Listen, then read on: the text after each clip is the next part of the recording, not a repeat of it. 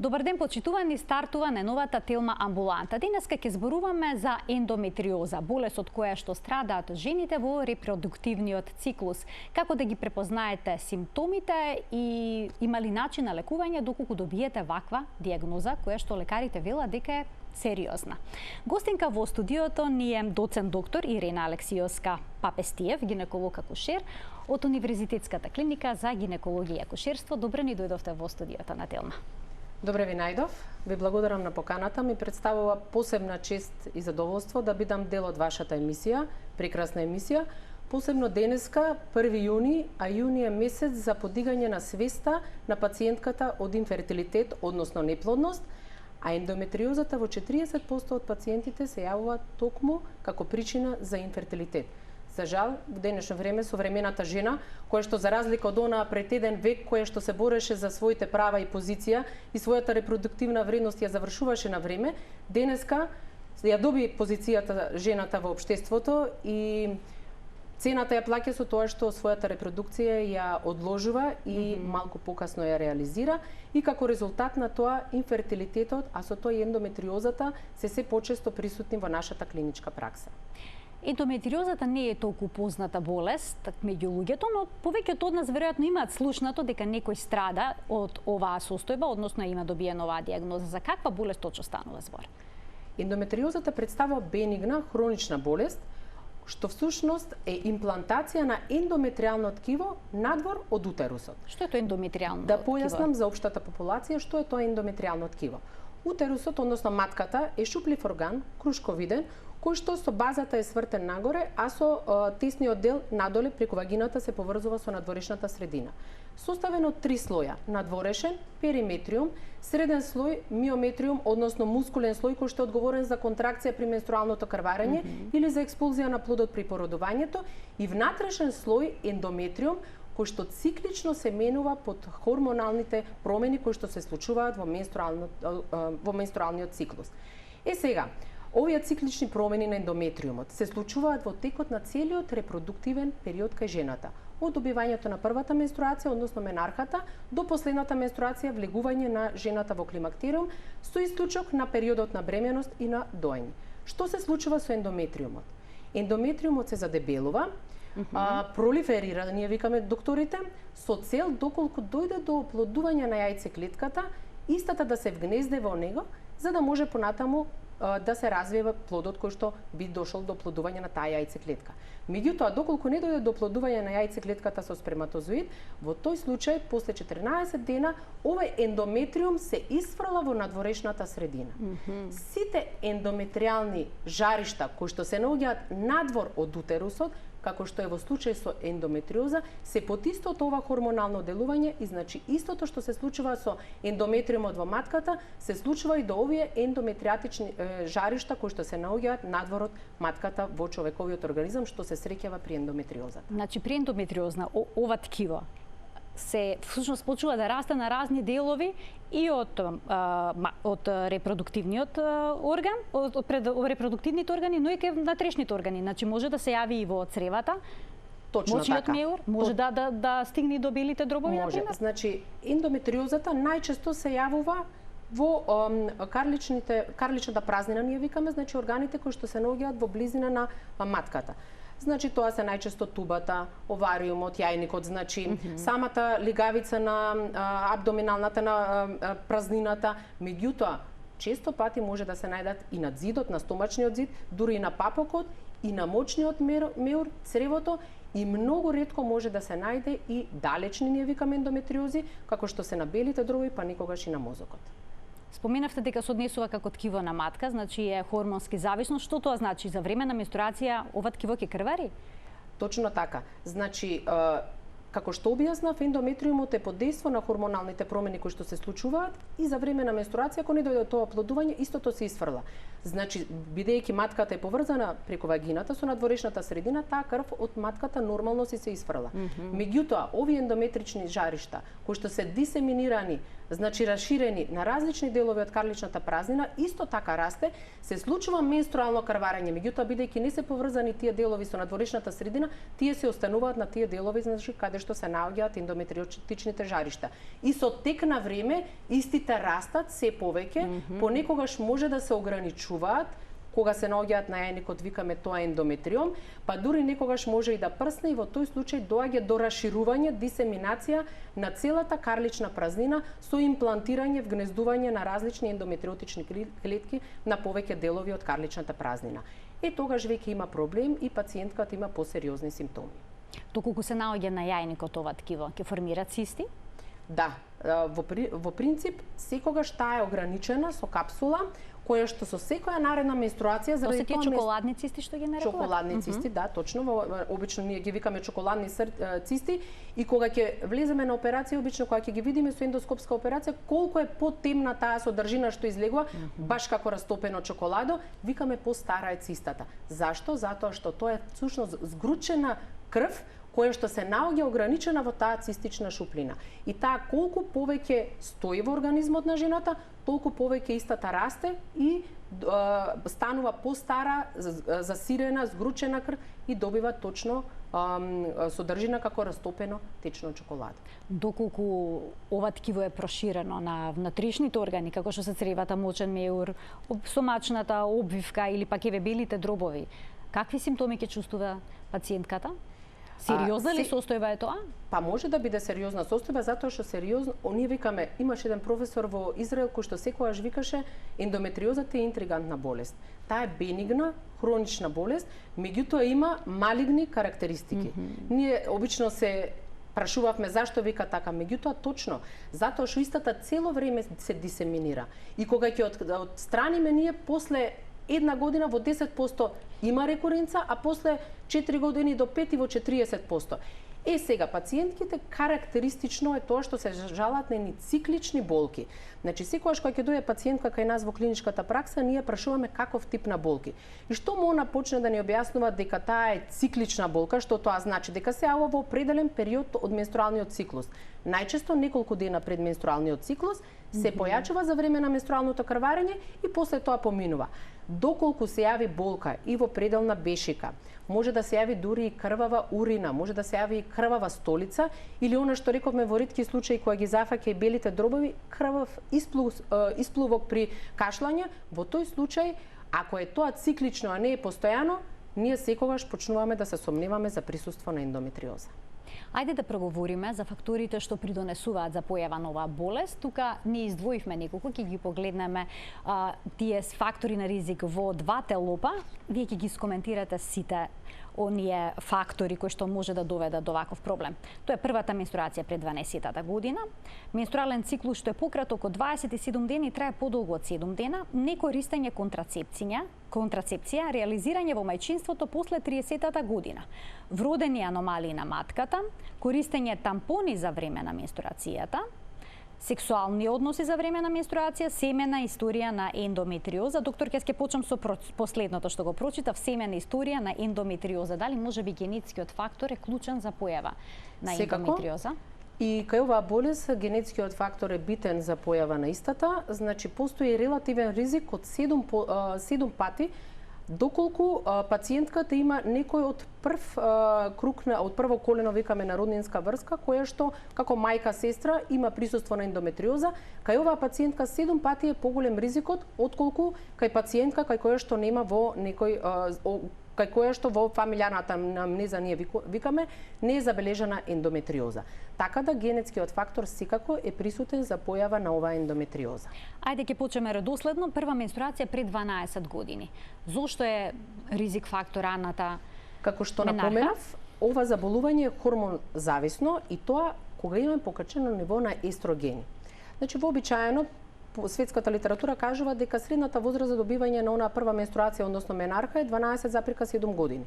Сите девојчиња што ќе добијат пред 12 години се веќе со доволна зрелост, да речам, на естрогенот, значи оние хормони кои што го диктираат тоа од хипоталамусот, значи дел во централниот нервен систем, хипофизата, потоа со јајникот, и веќе ја воспоставуваат таа нормална оска за добивање на менструација, има веќе едно зголемено ниво на естроген што ни е важен за појава на ендометриоза. Затоа викаме дека девојчињата кои што добиваат порано, они веќе имаат таа естрогеномилјена хормоните и затоа се со зголемен ризик за појава на ендометриоза. Следното се однесува на должината на менструалниот циклус. Вели менструален циклус што е пократок од 27 дена, можеме да го видиме теловод, и трае подолго од 7 дена. Зошто должината на менструација е важна? Тука морам да ја напоменам една теорија која што најмногу се поврзува со појавата на ендометриоза. Тоа е теоријата на ретроградно крварење, значи кога нормално реков шуплив орган представува мускулес, кога се контрахира матката со цел да се исфрли крварењето надвор во средината, дел од тоа крварење сепак преку тубите стигнува во абдоминалната, значи во стомакот, во абдоминалната шуплина. Пациентите кои што имаат подолго трајно крварење и кои што добиваат почесто, се со зголемен ризик за тоа ретроградно крварење, ние што го викаме, односно за дел од крвта што навлегува во абдоминалната празнина, и на тој начин дел од тие ендометриални клетки што ги напоменавме успеваат полесно да стигнат до абдоминалната празнина. Повеќето жени го имаат овој проблем со ретроградна менструација. Како да знаеме дали имаме таков проблем или не? Голем процент на пациентките имаат ретроградно крварење, меѓутоа не сите ја развиваат ендометриозата. Во литературата е кажано дека околу 10% од пациентката, значи една од 10 има ендометриоза, меѓутоа тоа не е сигурен податок затоа што голем дел од пациентките остануваат недиагностицирани. Сега, тука подпомага уште една теорија, односно теорија на имунолошка теорија, ние викаме, затоа што постојат одредени клетки во нашиот организам кои што се одговорни, кога некои клетки ќе дојдат таму каде што не им е навистина местото, како во случајот, тие почнуваат да реагираат на нив и да ги отстрануваат. Тоа се обично одредени инфламаторни макрофаги кои што тоа или природни убици клетки ги викаме, кои што ги јадат. Кај пациентките со ендометриоза, функцијата на овие клетки обично е намалена и затоа доаѓа до нејзино развивање. Некористењето контрацепција исто така беше наведено како еден од ризик факторите. Дали можеби инфекциите со одредени патогени, со бактерии, вируси може да доведе до оваа состојба? ХПВ вирусот може да создаде контрацепцијата кај нас се уште е табу тема и се уште малку луѓе ја употребуваат. Меѓутоа таа доколку се препише кај пациентка која што има соодветни индикации, нема контраиндикации, значи кај неј е дозволено да се препише истата, може да има и бенефит.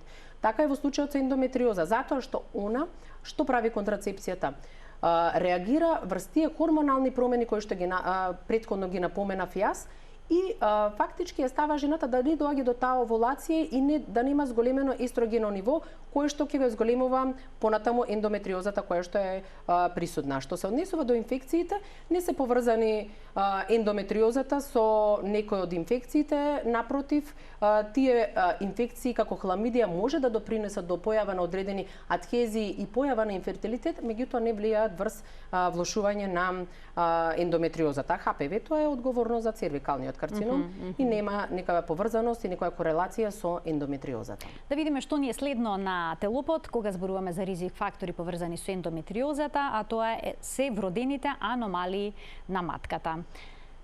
Како пак тие влијаат? Ги задржуваат ли можеби клетките?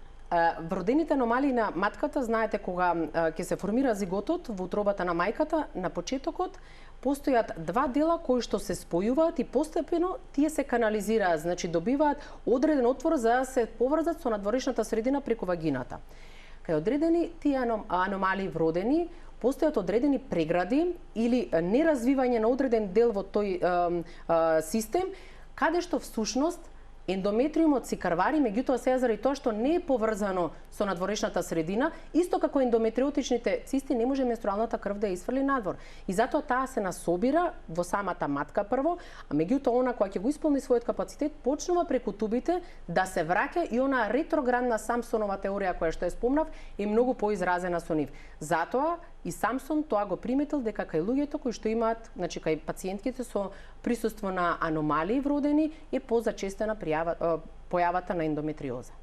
За време на менструалното крварење голем дел од жените користат влошки, но некои користат и тампони. Зошто тампоните се наведени во ризик факторите? Повторно истиот принцип. Заради ретроградното крварење. И тука сега се поставува прашање колку често треба жените да ги менуваат тие. Дали они имаат осет кога ќе го исполни капацитетот тампонот. Значи почесто треба да се менуваат, да користењето исто така, доколку имаат некој во фамилијата присуство на ендометриоза, би требало да го избегнуваат. Така да тампоните секогаш кога се употребуваат, исто така треба соматичниот гинеколог малку да се поразговара, затоа што може да доведе и да се важи како ризик фактор за зголемување на процентот на ендометриоза кај таа пациентка. А што е со сексуалните односи за време на менструацијата? Истиот принцип е. Како што тампонот, така и при сексуални односи, ако има менструално крварење, со самата пенетрација, значи, се овозможува тоа полесно ретроградно крварење. Значи, све е на теорија на Самсон. Се се сведува всушност на тоа. Да. А има ли жени кои што страдаат од ендометриоза и немаат никакви симптоми, не се свесни за тоа? Навистина тоа е интересен феномен и правени се многу студии во литературата кои што не покажале корелација помеѓу тежината на симптомите и дисемиреноста, односно проширеноста на ендометриозата. Значи, постојат пациентки кои што имаат минимални ендометриотични жаришта, кои што дури со достапните имиджинг техники кои што се присутни во амбулантата не може да се детектираат, а имаат сериозни болки.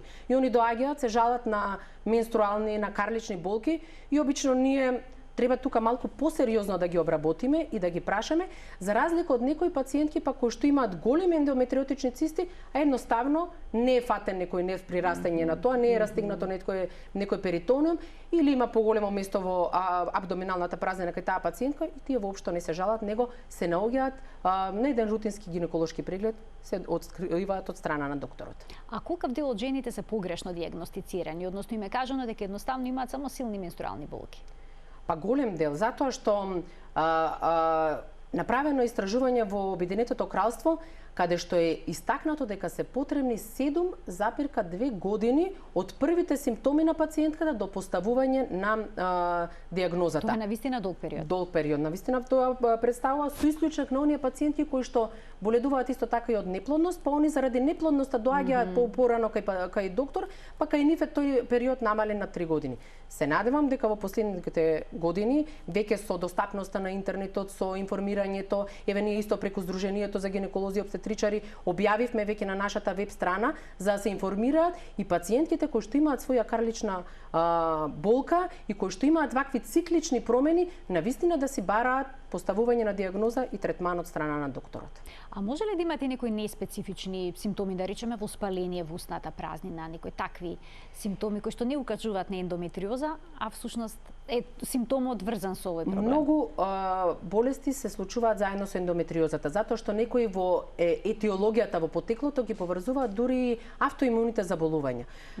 Например, многу пациентки знаат да имаат воспаление, како што кажавте вие, на гингивите, на гингивитис, што кажуваме. Исто така е поврзано и со воспаление на кардиоваскуларниот систем. Значи, знае исто така да бидат поврзани. Направено е истражување кое што укажува дека пациентките кои што имаат ендометриоза во над 50% имаат ризик за појава на миокарден инфаркт, за болка во градите или за појава од некое друго кардиоваскуларно заболување. Така што сепак се појавуваат одредени болести кои што се поврзуваат со ендометриозата. Да ги поканиме гледачите да се вклучат и овој пат во Телма амбуланта со нивни прашања, почитувани на телефонскиот број 3076 677, можете да се јавите и на таков начин да добиете можност заедно со мене да учествувате во креирањето на концептот на денешната емисија, поставувајќи секако ваше прашање. Сите одговори ќе ги добиете од доцент доктор Ирина Алексиовска Папестиев, гинеколог акушер од Универзитетската клиника за гинекологија и акушерство. Ќе се задржам уште малку на симптомите. Дали оние што имаат ендометриоза понекога се соочуваат со умор? Може ли таков симптом да преовладува? Видете, точно така. Пациентките со ендометриоза, не викаме ендометриозата, сериозно влијае врз квалитетот на животот на жената. Зашто? Затоа што пациентката е уморна од тие постојани болки, Покрај што се јавуваат болки при крварење, често кај незе се јавуваат болки при сексуални односи. Значи кај незе е намалено либидото, понатаму често се јавуваат оние крвави столици, крвави мокрачи. Значи она цел живот се бори со една болка, уморна од одење по барање помош по различни специјалисти. Значи дефинитивно влие дури на психичката состојба, а ендометриозата е и ситуација кога една од состојбите кога работно способната жена бара боледување и отсуство од работа, што значи влие и економијата. Значи умор, психолошка состојба, отсуство од работа, сето тоа влие врз квалитетот на жената заболена од ендометриоза. Имаме гледач кој што ќе го вклучиме во програма, ќе му дадеме предност. Добар ден за него. Добар ден. Повелете. Вака, пред 15 години сум оперирана хистеректомија, без овалектомија. Сега тогаш причина беше ХПВ вирус со стадиум на дисплазија. Меѓутоа во хистопатолошко наод после екстирпацијата на утерусот беше диагностицирана ендометриоза. Во меѓувреме страдам од улцерозен колитис. Дали е тоа причина или некако што наведовте? Извинете, рековте улцерозен колитис во последно време ви е диагностицирано? Да. Така, имате уште некој подпрашање или тоа би било се? Кажете ми само дали од кога ви ја извадија матката продолживте да имате проблеми со ендометриоза? Не, ништо нема. Видете? Так, добро, ви благодарам за вклучувањето во програма, повелете, докторки. Значи, како што ја разбрав гледачката, она имала проблеми со ХПВ и дисплазија, значи тоа е промена на грлото на матката која што не се поврзува со ендометриоза. Така, но подоцна на хистопатологијата, она што ние го добиваме е добиено дека сепак имало, јас верувам дека е тоа аденомиоза, затоа што ендометриоза, како што реков, е ендометриално ткиво кое што се наоѓа надвор од матката. Во случај кога ендометриумот се наоѓа во оној мускулен дел кој што го кажав јас, тоа е аденомиоза. Се уште ендометриумот во матката не е надвор. А кај оваа пациентка не верувам дека причината за операција било ендометриоза, затоа што јајниците што ги оставиле, се уште се присутни оние хормони кои што се одговорни за ендометриоза, а она покасно немала проблем. Јас верувам дека тоа обично е аденомиоза, се јавува кај пациентки кои што веќе имале претходни породувања, па на тој начин при породувањата ендометриумот успева да импонира во тој мускулен слој. А она што кажа она дека сега улцерозен колитие, реков има и теорија која што укажува дека повеќе автоимуни болести може да бидат присутни, меѓу кои што и ендометриозата тука како фактор причина има автоимуна компонента, а улцерозниот колит исто така да тука веќе може да има поврзаност. Меѓутоа јас искрено кај гледачката што му нанимала проблеми, нели подпрашав после тоа со ендометриоза, не верувам дека тоа било причина, него најверојатно било аденомиоза, она што го добило она на хистопатолошкиот наод. На самиот почеток на емисијата споминавте дека стерилитетот е една од последиците на ендометриозата. Добив знак дека имаме гледач, ќе го вклучиме гледачот, па веднаш ќе продолжиме со ова прашање. Добар ден за него. Ало? Добар ден, повелете. Ме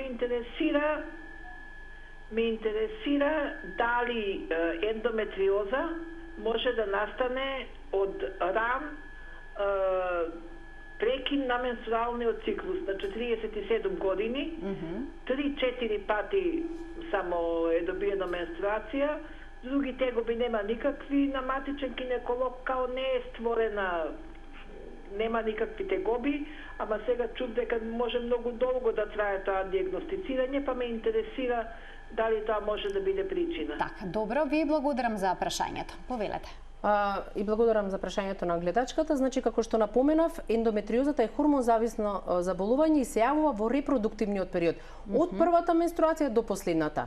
Напротив, ние кај пациентки кои што немале симптоми, кои што сме детектирале присуство на ендометриотична циста, али се асимптоматски, ги советуваме и им кажуваме дека со прекин на менструацијата очекуваме истите да се намалат, затоа што веќе нема да постојат хормони кои што ќе делуваат врз тоа ткиво и едноставно ние викаме самите ќе почнат да инволуираат, односно да се сушат. А има ли одредена возраст кога најчесто се јавуваат проблемите?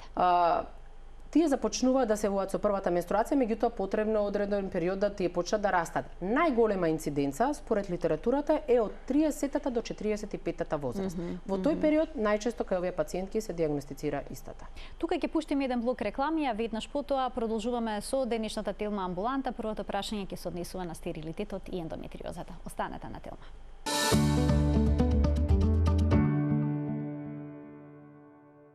Доцент доктор Ирина Алексиевска-Папестиев, гинеколог акушер при Универзитетската клиника за гинекологија и акушерство, е гостинка во студиото на Телма. Зборуваме за ендометриозата, болест што се јавува кај жените во репродуктивниот период и може да создаде навистина сериозни компликации. Една од нив, докторке, е стерилитетот.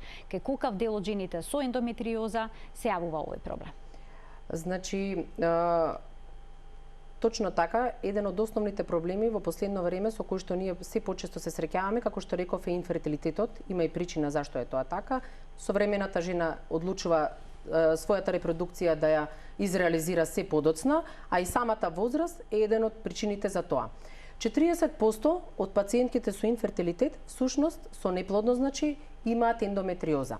А сега, кога ќе ги земе само пациентките кои што имаат ендометриоза, 30 до 35% од нив имаат блага форма и кај нив не мора да значи дека ќе се јави инфертилитет. Меѓутоа, кај сериозно голем процент останува причина за неплодност и заради тоа овие пациенти не уште објаснат точно механизмот. Дали е оние прираслици кои што се ствараат во тек на тоа крварење кое што се јавува надвор од матката.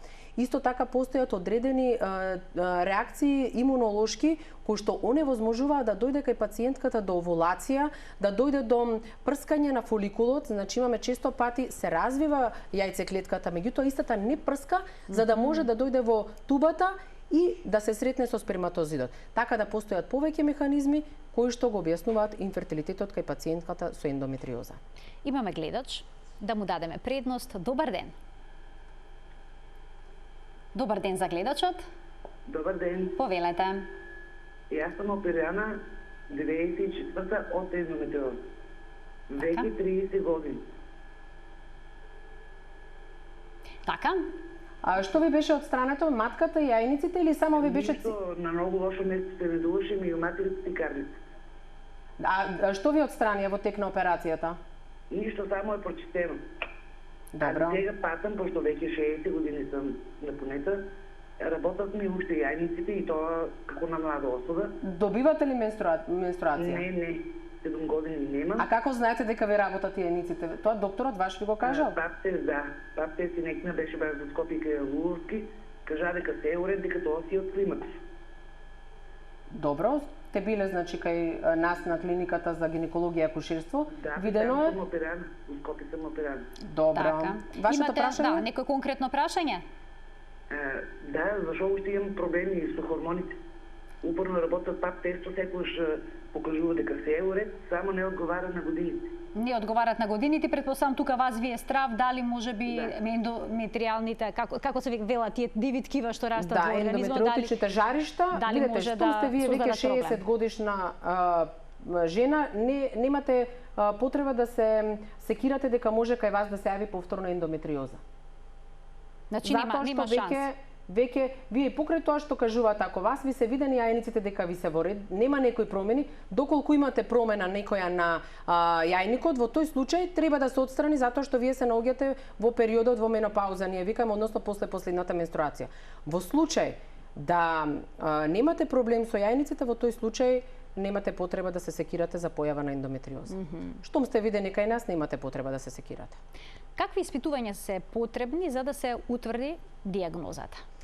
Со оглед на тоа дека треба понекогаш да се поминуваат многу години пред да се постави диагноза. Споменавте 7,2 години. 7,2 години, така е. Јас секогаш на моите студенти им кажувам, добро земена анамнеза е поставување на пола диагноза.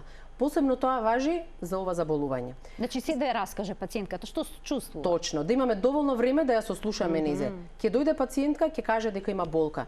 И ние ако ја прегледаме само директно ултразвучно како што знаеме тоа да го направиме, во тој случај ќе кажеме немате никакви промени, а може, како што кажав, затоа што не корелира проширеноста на болеста со симптоматологијата, пациентката навистина сериозно да има симптоматологија, и затоа треба да ја прашаме дали тие болки се циклични, во кој дел се јавуваат. Ако се јавуваат обострано, значи на двете страни во долниот дел од предниот стомак, дали се наоѓаат во кичмата, дали се јавува болка при мокрење, болка при дефекација, значи сите тие за време на менструалното крварење се јавуваат и болки. Така при уринирање и дефекација. Може да се јави ако е зафатен мочниот мерот и доколку е зафатен. Да, доколку е фатено. Потоа дали има болки при сексуалните односи, ја прашуваме пациентката. Значи дали има продолжени обилни крварења. Кога ќе ги добиеме ние тие информации, веќе продолжуваме со гинеколошки преглед. На тој гинеколошки преглед, понекогаш ако има формирани оние чоколадни цисти, вие кои што ги напоменавте, ние знаеме тие да ги испалпираме и да видиме. Знае матката од тие сраслини, адхезии кои што ги спомнав да биде фиксирана, не е слободна како при нормален преглед. Понатаму да се нодуларни како зрнести делови ние да може да испалпираме. И потоа доаѓа ултразвукот, се разбира, значи веднаш по гинеколошкиот преглед, а ултразвукот е помагало кое што доколку се формирани тие ендометриотични цисти, навистина има карактеристична слика која што веднаш нас не става да се посомневаме дека се работи за ова заболување. Тука е и лабораторијата, односно тумор маркерите. Кој тумор маркер го испитувате? CA125 е оној тумор маркер кој што е лесно покачен, ќе кажам, кај ендометриоза, затоа што доколку е истиот покачен над 35 единици на милилитар, докај 120 во тој случај се работи за ендометриоза. Доколку имаме многу поголеми троцифрени бројки на покачување на овој тумор маркер, веќе треба да се посомневаме дали има и некоја малигна компонента на таа промена на јајникот кој што се јавува кај жената и треба да се направат дополнителни иследувања. Секогаш е покачен овој тумор маркер кај жените? Не мора да биде секогаш, не мора да биде секогаш, меѓутоа знае да биде покачен, благо покачен, посебно кај оние пациенти кои што имаат тешка и средно тешка болест. Кај оние кои што имаат минимална болест, не мора да биде покачен. Дали советувате жените со ендометриоза да направат и магнетна резонанца? Или доколку имаат вакви тегоби, не може да се диагностицира состојбата, да направат магнет? Одлично прашање. Магнетната резонанца е посовремена имиджинг техника отколку ехосонографијата, меѓутоа истата наоѓа примена заради својата добра сензитивност. 75% од пациентките кои што имаат и полесна форма на ендометриоза да бидат диагностицирани. Значи реков, кога ќе се дисеминира, кога ќе се рашири и ситни жаришта ако има, ние некојаш со ехо не може тоа да го видиме, меѓутоа со магнетна резонанца тоа се детектира. Посебно е битна и кај овие други органи, дури некојаш и компјутерската томографија, посебно за мочниот меор кога е зафатен, кога се мокрочоводите зафатени, има улога и тој. Дефинитивен златен стандард сепак представува лапароскопијата, односно ендоскопското испитување. Тоа всушност представува, правиме еден мал засек под папокот на пациентката, внесуваме ендоскопски инструмент камера и со камера детално ја испитуваме целата празнина и шуплина за да видиме дали има присуство на било какви формации кои што се во вид на обично викаме ливидни, лјакови, темни, кафеави, црни, ако се тие по самата марамица и облогата на абдоминалната празнина, или дали се присутни некои од тие ендометриотични цисти на јајниците или на дел од другите карлични органи. Така? Да. Можете да завршите ако имате уште нешто да додадете или да го вклучам гледачот? После кога ќе ги прифатиме тие, значи кога ќе видиме дека не се насомнителни, ние обично правиме биопсија или ако се ендометриотични цисти ги отстрануваме, ги праќаме на дефинитивна хистопатолошка анализа. Да го вклучиме гледачот, да му дадеме предност. Добар ден. Добар ден. Повелете. Ќе ве молам, малце сум настрана од темата, ама многу ме интересира, два збора се. Дали замрзнатиот ембрион важи 1 година? Добро, ви благодарам за вклучувањето во програма. Мала дистракција од темата, дали би можеле да одговорите на ова прашање? Се разбира, ќе си разговарате таму со таа болница каде што ви се замрзнати, може да важат, како што вие кажувате, и повеќе од 1 година, зависи, најдобро си знаат таму колегите кои што го имаат тоа направено, квалитетот и по неколку години, не мора 1 година, знаат кога ќе го одмрзнат, значи да го проценат и да ви кажат дали тоа истиот може да се употреби за да се направи трансфер понатаму кај пациентката. Ендометриозата се опишува како хронична болест. Што ова значи? Не може никогаш целосно да се излекува? Во 60% од пациентките се влошува. Кај 25% од пациентките знае таа самата да инволуира, а кај останатиот дел си стагнира, ние викаме. Значи, сепак, кај најголем број од пациентките, затоа и оној професор што ви го спомна вас од Израел, викаше, она е белигна болест со малигни карактеристики. Истата продолжува, се шири, зафаќа се поголем дел од организмот. Не се умира од истата, меѓутоа сериозно влијае со својата симптоматологија. На квалитетот на живот. Точно така, прз квалитетот на животот на пациентката. Како се лекува, Иве, кога некоја жена ќе добие диагноза ендометриоза? Што се презема? Значи, тука исто ќе земеме во предвид симптомите, дали истата асимптоматска, дали и асимптоматска значи без симптоми, или кај истата се явуваат симптоми, и дали е завршена репродуктивната функција. Значи, дали она има завршено се реализирано, има реализирано како мајка? Точно така, и во зависност од тоа постојат повеќе методи кои што ни се достапни. Има медикаментозен метод, значи каде употребуваме најчесто аналгетици. Против болка? Против болка, точно. Тоа се нестероидните антиинфламаторни лекови, значи оние кои што обично пациентката ги употребува и при менструално крварење, со тоа што секогаш тука треба да напоменеме дека треба пациентката да се праша дали истата боледува од некој од стомачни проблеми, значи дали има проблем со желудник, затоа што знаат тие дополнително да го влошат тоа. Обично пациентката се советува да зема 2 дена пред очекуваниот циклус, откако ќе добие менструација, уште 2 дена продолжува со пиење и во тој случај се прекинува. Така се прави еден период од 3 до 6 месеци, доколку истото помогне, тоа е дефинитивен третман, меѓутоа ретко тоа се случува. Најчесто одиме на вториот чекот, каде што се хормоналните терапии. Значи постојат повеќе типови. Која е целта на хормонската терапија? Секогаш при хормонската терапија е целта да се намали естрогеното ниво. Значи, естрогените се тие кои што ја будат и тие кои што ја хранат, да речеме, ендометриозата и дозволуваат да расте. Кога ние тоа даваме обично орални контрацептиви, се прави едно нормално хормонално ниво, каде што естрогенот е понизок и заради тоа всушност жената нема веќе овулации и не дозволува ова ендометриум да пролиферира, да расте и да менструира, ќе се менструира, меѓутоа истиот не расте. Постојат и други хормони кои што се всушност хормони кои што ги намалуваат естрогените, а го изголемуваат андрогените. Меѓутоа они имаат машките хормони. Да, тоа се обично прогестини и точно не дозволуваат андрогените, тоа е во процесот на физиологија, да се претворат во естрогени. Меѓутоа кај овие пациентки обично има изразени нус ефекти, односно кажуваме ние како задебелен глас, појава на влакнатост, значи акни, масна кожа, значи оние симптоми кои што се веќе последица како резултат на тие машки хормони. И има уште еден тип на хормонална терапија, тоа е гонадотропин релизен хормон, ние кажуваме, на тој начин што всушност може до 6 месеци да се даде кај пациентката, ние да ја внесеме низе во вештачки климакс. Значи пациентката да не овулира и да не добива регуларни менструации, со тоа што реков дека тоа не е ограничено на 6 месеци, затоа што ако има потреба од понатаму, ќе се јават оние нус ефекти кои што се јавуваат кај пациентка после менопаузата, односно с големен ризик од остеопороза, од кардиоваскуларни заболувања и заради тоа ние веќе кажуваме дека кај оваа пациентка треба да се прекини, да се размислува евентуално за натамошен чекор, а тоа е минимално инвазивната хирургија или конзервативната хирургија, односно на класична хирургија која што ние знаеме. Доколку жената не е реализирана како мајка, што советувате? Советуваме да се направи сериозен преглед кај својот матичен гинеколог, доколку има желба за да се реализира ова, ако не може да забремени во рок од 6 месеци до година дена, во тој случај, ако се забележат некои од ендометриалните промени, да се подвргне на лапароскопска интервенција со цел да се отстранат истите и да може понатаму да се изреализира саканата желба за реализација на потомство. Што се отстранува кај оваа лапароскопска интервенција?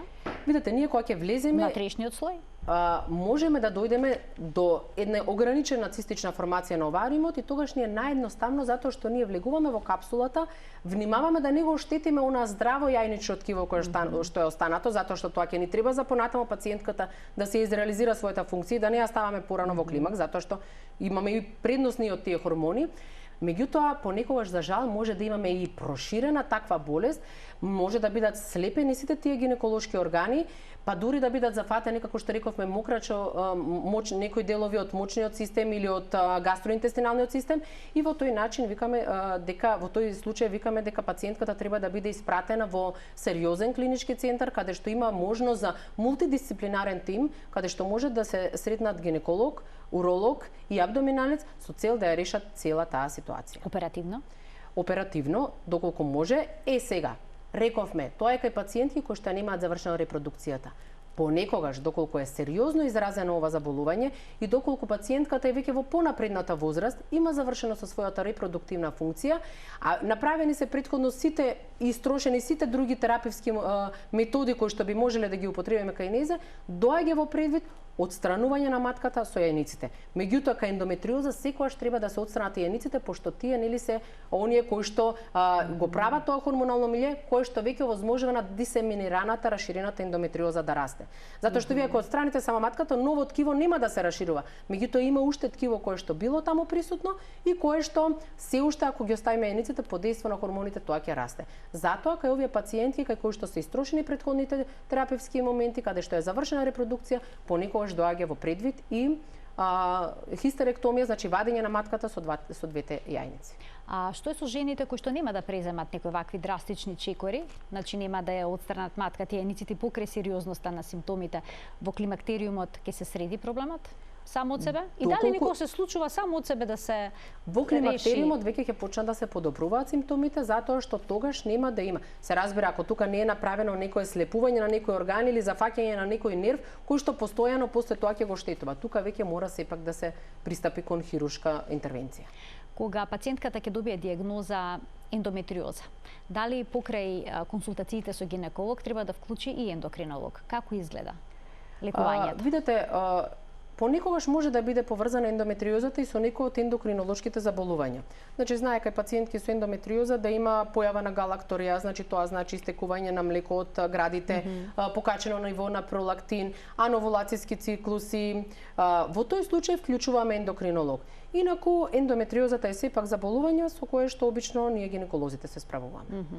А кај пациентките кои што е направена некоја хируршка интервенција или лапароскопска интервенција, дали потоа имаат потреба да примаат и хормонска терапија? Доколку немаат желба веднаш после лапароскопијата да ја реализираат својата репродуктивна функција, во тој случај добро е 6 до 12 месеци пациентката да се постави на орални контрацептиви со цел она што е ситно останато што ние не сме успеале да го решиме хируршки, да се, ние кажуваме, досанира со ова дополнителна постоперативна терапија.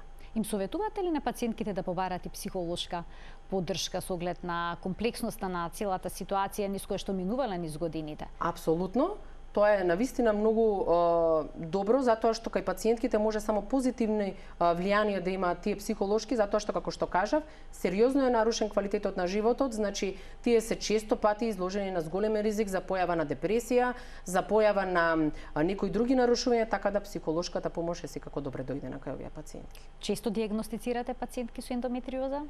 Па ви кажувам, во последните години заради тоа што се покасно раѓаме, се покасно после 30-тите, се чести овие заболувања. Една од 10 пациентки, па некогаш една од 5 во литературата е објасната дека една од 5 до 10 пациентки ова, а тоа не е мал процент, представува второ најчесто заболување во гинекологијата. Веднаш после инфекцијата со ХПВ, како што спомна една од гледачките, значи ХПВ-то се диагностицира хуман папилома вирус инфекција е тоа, која што се диагностицира кај 83% од младите еднаш барем во животот ја имаат искусено оваа инфекција. Ова е опишано во литературата како второ најчесто заболување во гинекологијата, што значи дека навистина често и доста ние имаме вакви пациентки во нашата гинеколошка пракса. Јас ви благодарам за вашето гостување и што оваа комплексна болест се обидовте да ни ја појасните што поедноставно може. Ви благодарам, навистина уживав за време на престојот кај вас. Се гледаме повторно во студиото на Телма. Ви благодарам уште еднаш за гостувањето. Секогаш на крајот од емисијата им заблагодарувам и на гледачите што не следат редовно со внимание. Гледајте ни јутра и секој работен ден во 12:50 на Телма, кога заедно учиме за здравието. Пријатно!